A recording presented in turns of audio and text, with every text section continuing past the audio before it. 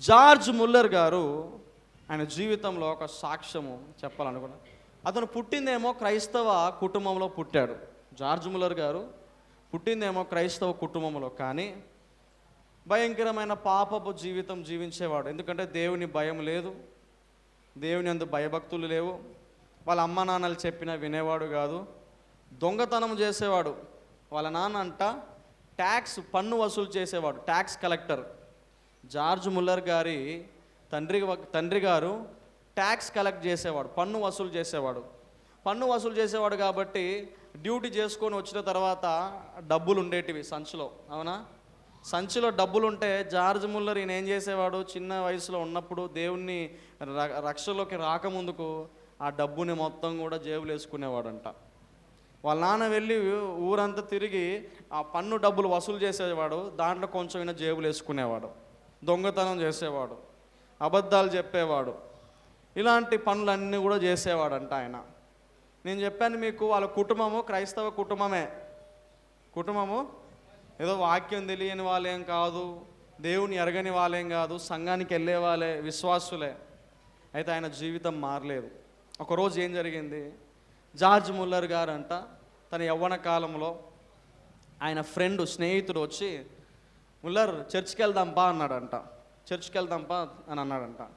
అంటే ఆయన అన్నాడంట, అస్సలు నాకు ఇంట్రెస్టే లేదు చర్చికి రావడానికి అని చెప్పాడంట. నేను రాను అని చెప్పాడంట.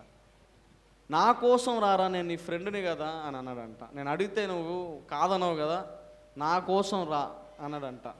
సరే నా ఫ్రెండ్ పిలుస్తున్నాడు కదా, నా ఫ్రెండ్ కోసం వెళ్తానని ఆ రోజు చర్చికి వెళ్ళాడంట. చర్చికి వెళ్ళిన తర్వాత ఏం జరిగింది, అందరూ ప్రార్థన చేస్తూ ఉన్నారంట. అయితే ముల్లర్ అటు ఇటు దిక్కులు చూస్తూ ఉన్నాడు. ఎందుకంటే దేవుని భయం లేదు, అసలు విశ్వాసం నమ్మకం లేదు. దిక్కులు చూస్తూ ఉంటే ఒక వ్యక్తి మోకాలు వేసి కన్నీరు గారుస్తూ ప్రార్థన చేస్తూ ఉన్నాడంట. ఎలాగా? మోకరించి కన్నీరు గారుస్తూ ప్రార్థన చేస్తూ ఉన్నాడంట. ప్రార్థన చేసేటప్పుడు తల అతని వైపే తిప్పుకొని అటే చూస్తూ ఉన్నాడంట ముల్లర్. కొద్దిసేపు అతను ఏడుస్తూ ప్రార్థన చేసేటప్పుడు ఇతని హృదయం కరిగిపోయిందంట. కరిగిపోయి ఇట్లా రిలాక్స్గా కూర్చున్న ఇతను లేచి మోకరించి ఇతను కూడా తన పాపాలని ఒప్పుకోవడం స్టార్ట్ చేశాడంట. మోకాళ్ళ మీద కూర్చొని కన్నీరు గారుస్తూ, అతను చూస్తే నాకు ఏడుపు అనిపిస్తుంది, బాధ అనిపిస్తుంది. ఇతను కూడా కన్నీరు గారుస్తూ, యేసయ్యా నా పాపాలని క్షమించండి, నా తప్పుల్ని క్షమించండి, నేను దొంగను, నేను అబద్ధికుడను, పాపం చేసిన వాడిని, దుష్టుడను అని కన్నీరు గారుస్తూ ఏడ్చాడంట. హల్లెలూయా. కొన్నిసార్లు ఇక్కడ చూడండి, జార్జ్ ముల్లరు దేవుని దగ్గర తన పాపాలను ఒప్పుకొని పశ్చాత్తాపడ్డాడు. ఆయన పశ్చాత్తాపడడానికి ఏది కారణమై ఉంది, ఏది చూసి అతను మారాడు? ఒక కన్నీటితో ఒక వ్యక్తి మోకరించి ప్రార్థన చేయడం. హల్లెలూయా. అక్కడే సువార్త చెప్పబడలేదు, వాక్యం చెప్పబడలేదు. ఆ కన్నీటి ప్రార్థన ఇతనిలో క్రియ చేసింది. ప్రార్థనకు అంత శక్తి ఉంటుంది. ఇతను మోకరించి ప్రార్థన చేశాడు. ప్రార్థన చేసి దేవుని దగ్గర క్షమాపణ అడిగాడు, జీవితం మార్చుకున్నాడు. హల్లెలూయా. ఇంటికి వెళ్ళిపోయాడు. ఇంటికి వెళ్ళిపోయిన తర్వాత వాళ్ళ అమ్మ నాన్నకి చెప్పాడు, నేను ఇక తప్పు చేయను, నేను ఇక పాపం చేయను, నేను ఇక దేవుడి చిత్తానుసారంగా జీవిస్తానని ఒప్పుకున్నాడు. వాళ్ళ నాన్న ఏం చేశాడు, వాళ్ళ నాన్న గవర్నమెంట్ ఉద్యోగస్తుడు కదా. ఆ కాలంలో సంఘంలో సేవ చేసే వాళ్ళకి గవర్నమెంట్ డబ్బులు ఇచ్చేది, ఎక్కువ డబ్బులు వచ్చేటివి. వాళ్ళ నాన్న ఏమని చెప్పాడు, నువ్వు వెళ్ళి ట్రైనింగ్కి వెళ్ళురా అని చెప్పాడు. బైబుల్ ట్రైనింగ్కి వెళ్ళు. ఎందుకు వెళ్ళమన్నాడు? పరిచర్య చేస్తాడని కాదు. దేనికి వెళ్ళమన్నాడు? డబ్బులు ఎక్కువ వస్తాయని. ఆ కాలంలో ఎందుకంటే అవి ఫారిన్ దేశాలు కాబట్టి అక్కడ సేవకి ఎక్కువ డబ్బులు వచ్చేటి వాళ్ళకి. ఏమని చెప్పాడు వాళ్ళ నాన్న, నువ్వు వెళ్ళి ట్రైనింగ్ తీసుకో, ఎందుకంటే డబ్బులు ఎక్కువ వస్తాయని. వాళ్ళ నాన్న బలవంతం మీద ట్రైనింగ్కి వెళ్ళాడు, బైబుల్ ట్రైనింగ్. కానీ అక్కడికి వెళ్ళి సేవ అంటే ఏంటిది, పరిచర్య అంటే ఏంటిది అని అర్థం చేసుకున్నాడు. అర్థం చేసుకొని నేను డబ్బులు వచ్చే పని చేయను, నా సొంతంగా నేను ఇండిపెండెంట్గా దేవునికి సేవ చేస్తానని సమర్పించుకున్నాడు. హల్లెలూయా. వాళ్ళ నానేమో దేని కొరకు పంపించాడు? డబ్బు కోసం పంపించాడు. కానీ నేను డబ్బు కోసం సేవ చేయను, నేను దేవుని కోసం సేవ చేస్తాను అని సమర్పించుకున్నాడు. హల్లెలూయా. అలా సమర్పించుకున్న తర్వాత ఏం జరిగింది, ఇక ముల్లర్ ఒక మాట ఈ విధంగా అనుకున్నాడు, ఏమని, నేను అనాథ పిల్లలని చేరదీయాలి అని అనుకున్నాడు. అనాథ పిల్లలకి నేను ఆశ్రమం కల్పించాలని వాళ్ళ ఇంటిలో ఆయన తన భార్య కొంతమంది పిల్లల్ని అందరినీ చేర్చుకొని అనాథ పిల్లలకి రోజు వండి పెడుతూ పెంచుతూ ఉండేవాళ్ళంట. ఒక ఇంట్లో 30 మంది పిల్లలు ఉంటే ఎట్లుంటుంది? 2 పిల్లలు ఉంటేనే ఎట్లుంటుంది? గోల గోల ఉంటుంది, అవునా? 30 మంది పిల్లలు ఒక ఇంట్లో ఉన్నారు కొన్ని నెలలు, ఎట్లుంటుంది ఇంకా ఇల్లు చెప్పండి? అంటారు ఇల్లు పీకి పందిరేస్తారు అంటారు కదా, అట్లా అవుద్ది ఇల్లు. 30 మంది, ఒకడు ఏడిస్తే ఒకడు నవ్వుతాడు, ఒకడు నవ్వుతే ఇంకోటి ఏడుస్తాడు, అలా గోల గోలగా ఉంటుంది ఇల్లు. ఇంటి ఓనర్లు తిట్టారు, అసలు మీరు వద్దు, 30 మందిని మా ఇంట్లో మేము ఉంచలేము అని ఇంటి ఓనర్లు చెప్పినాక ఇక దేవుడి దగ్గర ప్రార్థన చేశాడంట, అయ్యా మాకు ఒక ఆశ్రమం కావాలి, అనాథ ఆశ్రమం అని. హల్లెలూయా. అనాథాశ్రమం కావాలని దేవుని దగ్గర కన్నీరు కార్చి ప్రార్థన చేసినప్పుడు దేవుడు ఆయనకు ఒక మంచి ఆశ్రమం కట్టించినట్లు చెప్తా ఉన్నాడు. జార్జ్ ముల్లర్ గారి జీవితం అంతా కూడా ప్రార్థనతోనే జరిగింది.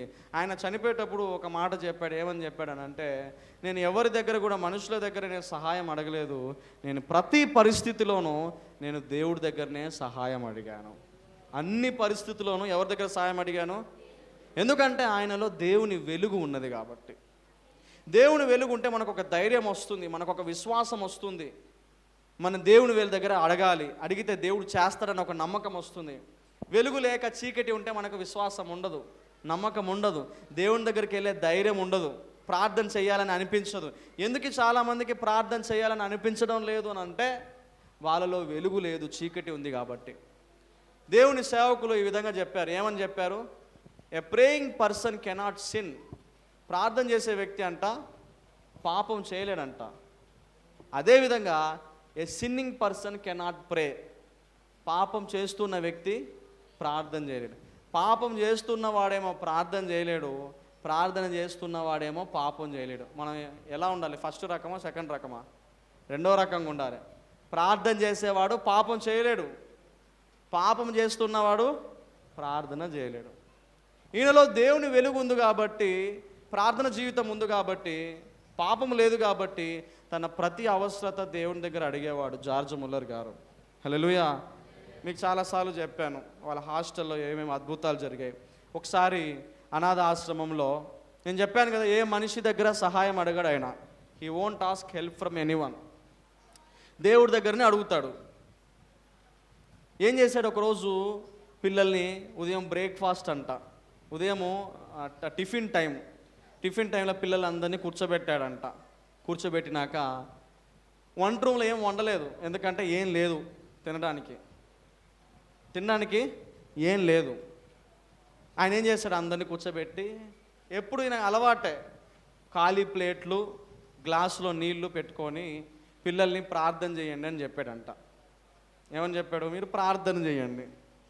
ఏమని ప్రార్థన చేయాలి? అన్నం ఏం లేదు తినడానికి, కాడ ప్లేట్లు ఏమో ఖాళీగా ఉన్నాయి. మనం ఏమని చేస్తాం ప్రార్థన? ఖాళీ ప్లేట్లు ఉంటే మనం ప్రార్థన చేస్తామా? దేవుడు ఈరోజు ఉపవాసం చేసేసాడు అని అనుకుంటాం మనం, అవునా? కానీ వాళ్ళు ఏం చేశారు? పిల్లలందరూ కూర్చోబెట్టి ఆయన కూర్చొని దేవునికి ప్రార్థన చేస్తున్నారు, కృతజ్ఞతా ప్రార్థన. దేవా, మీరు మాకు ఈరోజు టిఫిన్ ఇచ్చినందుకు వందనాలు, మాకు ఆహారం ఇచ్చినందుకు వందనాలు, మమ్మల్ని పోషించినందుకు వందనాలు. కానీ ప్లేట్లో మాత్రం ఏం లేవు. అటువంటి విశ్వాసంతో ప్రార్థన చేశారు. వాళ్ళు 1 నిమిషం ప్రార్థన చేస్తున్నారంట. వాళ్ళ గేటు దగ్గర ఒక పాల బండి విరిగిపోయిందంట. అప్పట్లో మనకు ఎద్దుల బండ్లు ఉంటాయి కదా, ఎద్దుల బండ్లు. ఒక ఎద్దుల బండిలో పాల క్యాన్లు అన్నీ తీసుకుంటూ వెళ్తూ ఏమైందనంటే ఆ ఎద్దుల బండి చక్రము విరిగిపోయిందంట. విరిగిపోతే ఆ పాల బండి కింద పడిపోయింది. కరెక్ట్గా ఎక్కడ పడ్డది? వీళ్ళ క్యాంపస్ గేటు ముందే పడ్డది. పడ్డ వెంటనే ఏం జరిగింది? వెంటనే ఆ పాలవాడు ఏం చేయాలని అర్థం కాలే, ఇంత పాలు అన్నీ వేస్ట్ అయిపోతాయే, ఈ బండి ఇరిగిపోయింది, నేను ఎక్కడికి తీసుకెళ్ళలేను, ఏం చేయాలని అటు ఇటు చూసేటప్పుడు పక్కన హాస్టల్ ఉంటుంది, ఆర్ఫనేజ్ ఉంది, అనాథ ఆశ్రమం. వెంటనే అనాథ ఆశ్రమంలోనికి వెళ్ళి, అయ్యా నా దగ్గర ఇన్ని లీటర్ల పాలు ఉన్నాయి, ఈ పాలు నేను తీసుకెళ్ళలేను, మీకు కావాలని అడుగుతాడు. హల్లెలూయా. వెంటనే జార్జ్ ముల్లర్ గారు ఏం చేస్తాడు? తీసుకురండి. కొన్ని లీటర్ల పాలు తీసుకొచ్చి పిల్లలందరికీ సరిపోయి ఇంకా మిగిలాయంట. ఆ పాలు తీసుకొచ్చి కాగబెట్టి పిల్లలందరికీ కూడా పోషించారు. పిల్లలందరూ కూడా ఆ రోజు మంచిగా పాలు తాగి తృప్తిగా ఉన్నారంట. హల్లెలూయా. ఇంకొక సందర్భంలో రాత్రి మళ్ళీ నైట్ ఒకరోజు మళ్ళీ వంట వండలేదు, మళ్ళీ వంట వండకుండా ఖాళీ ప్లేట్లు మళ్ళీ కూర్చోబెట్టుకొని ప్రార్థన చేస్తూ ఉన్నారు. ప్రార్థన చేసేటప్పుడు ఒక బ్యాంకులో పనిచేసే ఒక ఎంప్లాయీ పరిగెత్తుకొని వచ్చాడంట. వీళ్ళు ప్రార్థన చేశారు, ఆమెనన్నారు. ఆయన పరిగెత్తుకొని వచ్చి కొన్ని సంచులు తీసుకొచ్చి అయ్యా ఇదిగో ఇవి నీకు ఇవ్వాలని వచ్చానని అన్నాడు జార్జ్ ముల్లర్తో. ఎందుకు ఈ టైంలో వచ్చావు పరిగెత్తుకుంటానంటే, నాకు అసలు నిద్ర పట్టట్లేదని చెప్పాడు. నేను నిద్రపోదామని అంటే నాకు నిద్ర పట్టట్లేదు, నీకు ఇది ఇవ్వాలని ఎవరో ప్రోత్సహిస్తున్నారు, ప్రేరేపిస్తున్నారు, ఎవరో నాతో మాట్లాడుతున్నారు, ఈ ఆహారం తీసుకొచ్చి ఇవ్వాలని అని చెప్పాడు. పిల్లలకి వండి పెట్టారంట. ఇలాగ చాలా జరిగాయి. జార్జ్ ముల్లర్ గారు నా జీవితంలో చెప్తున్నాడు, నా జీవితంలో ఇవన్నీ జరిగిన దానికి గల కారణం ఏంటిదని అంటే, నేను దేవుని మీదనే ఆధారపడ్డాను కానీ మనుషుల మీద ఆధారపడలేదు. నా అనాథాశ్రమానికి డబ్బులు చాలా కావాల్సి వచ్చేటివి, కానీ నేను ఎవరిని అడగలేదు, దేవుణ్ణి అడిగాను. ఆయన తన జీవితం కాలంలో దాదాపు 10,000 మంది అనాథ పిల్లల్ని పెంచాడంట. ఎంతమందిని? 10,000 మంది అనాథ. ఇక చాలా అద్భుతాలు జరిగాయి.